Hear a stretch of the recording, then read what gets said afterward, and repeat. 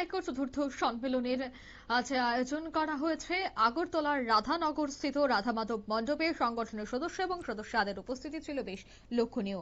মণিপুরী এবং অন্যান্য সংখ্যালঘু পশ্চাৎপদ জনগোষ্ঠীর সাংবিধানিক অধিকার প্রতিষ্ঠার লক্ষ্যে বহুস্তরীয় শাসনের আন্দোলনকে শক্তিশালী করতে ত্রিপুরা মণিপুরী ছাত্র যুব সমন্বয় কমিটির চতুর্থ সম্মেলন সহ 4 দফা দাবিকে সামনে রেখে এক র্যালির আয়োজন করা হয় আগরতলার রাধা মাধব মন্দির থেকে। এদিনের এই র্যালি থেকে কি উঠে আসছে বিস্তারিত শোনাবো। ছাত্র যুব সমন্বয় কমিটির চতুর্থ সম্মেলন। এই সম্মেলনে আমরা প্রধানত 4টি দাবির উপরে আমরা এই সম্মেলনকে আমরা করছি।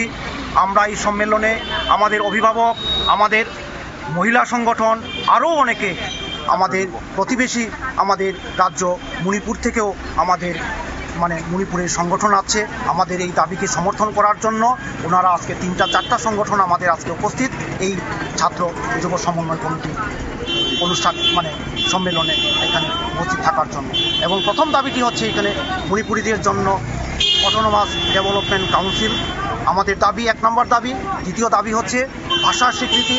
347-এর ক ধারা অনুযায়ী আমাদের এই বিধানসভা ভিত্তিক সংবিধানের বিধি অনুযায়ী আমাদের স্বীকৃতি এবং আমাদের বিষয় শিক্ষক আমাদের মণিপুরের জন্য আমরা দাবি করে আসছি।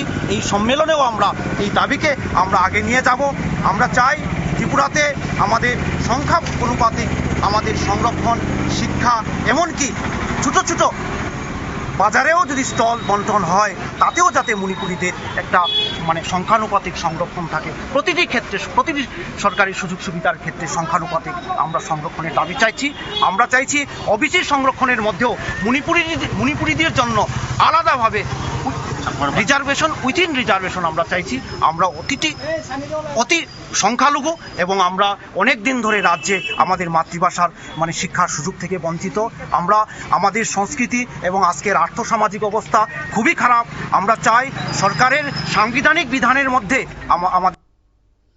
আপনারা শুনলেন, অর্থাৎ তাদের সাংবিধানিক অধিকার নিয়ে তারা আলোচনা করেন।